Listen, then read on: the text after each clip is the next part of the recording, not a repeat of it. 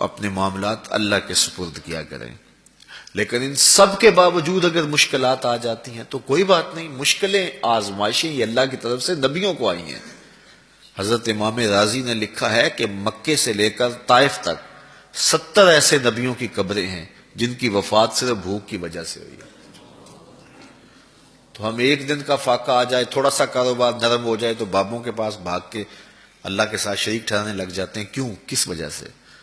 آزمائش سہیں، برداشت کریں. تو اوپر نیچے یہ دن بدلتے رہتے ہیں، دن پھرتے رہتے ہیں. ہر وقت جو ہے کہ جادو ہو گیا، ٹونا ہو گیا، سایہ ہو گیا، بندش ہو گئی ہے. ہر وقت اسی چکر سے ہم نکلتے نہیں ہیں. اللہ پر توکل رکھیں، وہ رزق دیتا ہے، وہ رزق تنگ بھی کرتا ہے، وہ رزق کشادہ بھی کرتا ہے. بندوں کو آزماتا بھی ہے، بندوں کو ڈھیل بھی دیتا ہے. اس کی ڈھیل سے بھی ڈریں اور اس کی آزمائش میں بھی پورا اترنے کی کوشش کریں اور اسی کے حضور دامن پھیلائیں. جب مشکلیں آ جائیں تو مصلح بچھا لیں.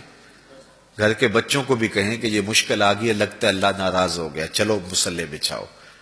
اگر بیٹیاں بھی نماز پڑھ رہی ہوں، نوافل ادا کر کے رب کے حضور دعا مانگ رہی ہوں، بیٹے بھی دعا مانگ رہے ہوں، چھوٹے چھوٹے بچے بھی دعا مانگ رہے ہوں، تو کیا اللہ خالی موڑ دے گا؟ تو زیادہ سے زیادہ نیک مجالس کے اندر شامل ہو جائیں. تو بالخصوص میں اپنے پیر بھائیوں کو پابند کرتا ہوں کہ آپ اپنے گھروں میں بھی پابند کریں، کسی بابے کے پاس نہ جائیں. یہ بڑے گندے لوگ ہیں، یہ سامنے اب چیزیں آ رہی ہیں، بڑے گندے اور غلیظ قسم کے لوگ ہیں. ان کی نظروں میں غلاظت بھری ہوئی ہے اور جو ہے وہ لوگوں کے ہجوم سے کبھی متاثر نہ ہوں کہ فلاں وہاں سے اتنے لوگ جا رہے ہیں. لا یصیر الباطل حقا بکثرت المتمسکین بہ. اگر کسی جھوٹ کے ساتھ، کسی باطل کے ساتھ زیادہ لوگ وابستہ ہو جائیں تو اس وابستگی سے باطل حق نہیں ہو جاتا. لوگ کہتے ہیں جی اتنے لوگ آ رہے ہیں، کچھ ہے تو آ رہے ہیں. تو جو بت خانے میں جا رہے ہیں اتنے لوگ تو کچھ ہیں تو جا رہے ہیں، کیا مطلب یہ کوئی اب معیار ہے؟ تو جوہلا کا جمع ہونا، جوہلا کا کہیں جانا، یہ معیار نہیں ہے. معیار جو اللہ رسول نے دیا ہے ہمارے نزدیک بس وہی ہے. تو جب کوئی مصیبت بنے، مصلح بچھا کے دعا مانگو اللہ کی بارگاہ میں، نوافل پڑھو، صدقہ کرو، خیرات کرو، منت مان لو، روزوں کی منت مان لو، نمازوں کی منت مان لو، صدقہ کرنے کی منت مان لو. اور اللہ کے نیک بندوں سے جا کے دعا کرواؤ. غریبوں میں آپ رزق بانٹو، اس سے برکت ہوگی، اس سے پریشانیاں دور ہوں گی. رزق کم ہو گیا ہے تو غریبوں کو دو. لگتا ہے غریبوں کو دو گے تو اور کم ہوگا، نہیں. جب دو گے تو اللہ کے سچے وعدے آپ کو نصیب ہوں گے اور آپ کو برکت نصیب ہوگی. اس کے راہ میں دینے سے کم نہیں ہوتا ہے.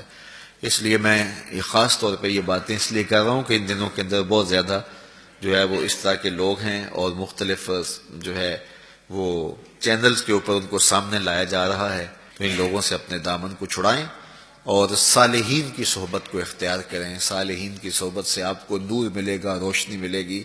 آزمائش ٹل جاتی ہے تو پھر بھی، ورنہ اس میں استقامت کی توفیق مانگیں، چونکہ جو بلا پر صبر کرتا ہے اسے بھی اجر دیا جائے گا.